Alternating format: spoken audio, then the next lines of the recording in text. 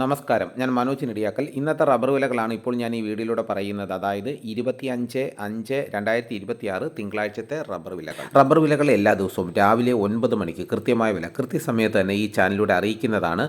അപ്പോൾ എല്ലാ ദിവസവും വിലകൾ അറിയാൻ ആഗ്രഹിക്കുന്നവർ ചാനൽ സബ്സ്ക്രൈബ് ചെയ്ത് വെക്കുക. എല്ലാവരും ഒന്ന് ലൈക്ക് ചെയ്ത് സപ്പോർട്ട് ചെയ്യണം. നിങ്ങളുടെ അഭിപ്രായങ്ങൾ കമൻറ്റായിട്ട് രേഖപ്പെടുത്തണം. ഈ വീഡിയോ എല്ലാവർക്കും ഒന്ന് ഷെയർ ചെയ്ത് കൊടുക്കണം. നമുക്ക് ഒട്ടും സമയം കളയാതെ ഇന്നത്തെ റബ്ബർ വില നോക്കാം.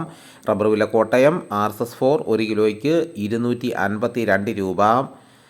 RSS-5 1 കിലോയ്ക്ക് 249 രൂപ. ISNR 20 1 കിലോയ്ക്ക് 208 രൂപ.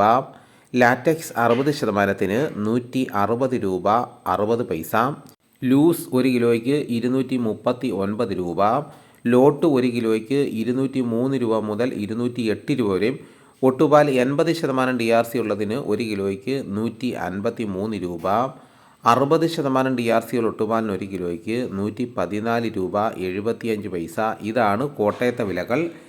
ഇനി നമുക്ക് കൊച്ചിയിലെ വിലകൾ നോക്കാം. RSS-4 1 കിലോയ്ക്ക് 252 രൂപ.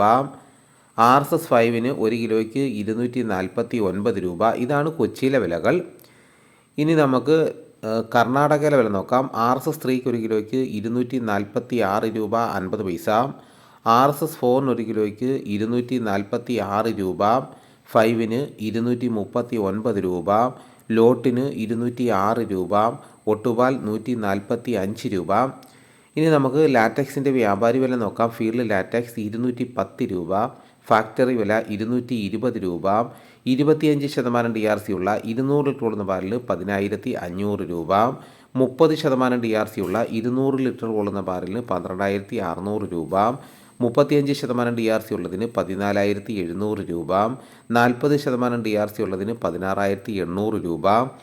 ഇനി നമുക്ക് ഇന്നത്തെ കേരളത്തിലെ റബ്ബറിൻ്റെ വ്യാപാരി വില നോക്കാം. വ്യാപാരി വില കോട്ടയം RSS-4 1 കിലോയ്ക്ക് 244 രൂപ. RSS-5 1 കിലോയ്ക്ക് 241 രൂപ. ISS 1 കിലോയ്ക്ക് 198 രൂപ മുതൽ 198 രൂപ 50 പൈസ വരെയും. ഒട്ടുപാലിന് ഇന്നത്തെ വ്യാപാരി വില എന്ന് പറയുന്നത് 70% DRC ഒട്ടുപാലിന് 1 കിലോയ്ക്ക് 130 രൂപ മുതൽ 140 രൂപ വരെയും. ഇതാണ് ഇന്നത്തെ റബ്ബറിൻ്റെ വിലകൾ. ഇപ്പോഴത്തെ അവസ്ഥ വെച്ച് നോക്കിക്കഴിഞ്ഞാൽ റബ്ബർ വില ഓരോ ദിവസവും കുറഞ്ഞുകൊണ്ടേയിരിക്കുകയാണ്. എന്നാൽ ഒരാഴ്ച കൊണ്ട് ടാപ്പിംഗ് നടക്കുന്നതുമില്ല. അത്ര പോലെ കനത്ത മഴയാണ്. എന്നാൽ കാലവർഷം തുടങ്ങിയിട്ടുമില്ല. ഇപ്പോൾ ആൾക്കാർ റെയിൻ ഗാർഡിങ് ചെയ്ത് തുടങ്ങിയിട്ടുണ്ട്. അപ്പോൾ റെയിൻ ഗാർഡിങ് ചെയ്യുന്നതിൻ്റെയൊക്കെ ചാർജ് കൂടിയിട്ടുണ്ട്. അതായത് പശയ്ക്കും പ്ലാസ്റ്റിക്കിനൊക്കെ കൂടിയിട്ടുണ്ട്. പിന്നെ വളം ഇടുന്ന സമയവുമാണ്. അപ്പോൾ വളത്തിനും വില കൂടിയിട്ടുണ്ട്. അപ്പോൾ എന്തുകൊണ്ടും കർഷകർക്ക് വളരെയേറെ ആദ്യം തുടങ്ങുമ്പം കുറച്ച് സാമ്പത്തിക നഷ്ടം ഉണ്ടാക്കുന്നുണ്ട്.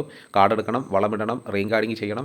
ഇതെല്ലാം കഴിഞ്ഞ് ടാപ്പിംഗ് തുടങ്ങുമ്പോൾ റബ്ബർ വിലയുടെ അവസ്ഥ എന്തുവാണെന്ന് കൃത്യമായിട്ട് പറയാൻ പറ്റില്ല. ഇതോടുകൂടി വീഡിയോയുടെ പൂർണ്ണമാകുന്നു. മറ്റൊരു വീഡിയോ ഉടനെ എത്താം. എല്ലാവർക്കും എൻ്റെ നന്ദി.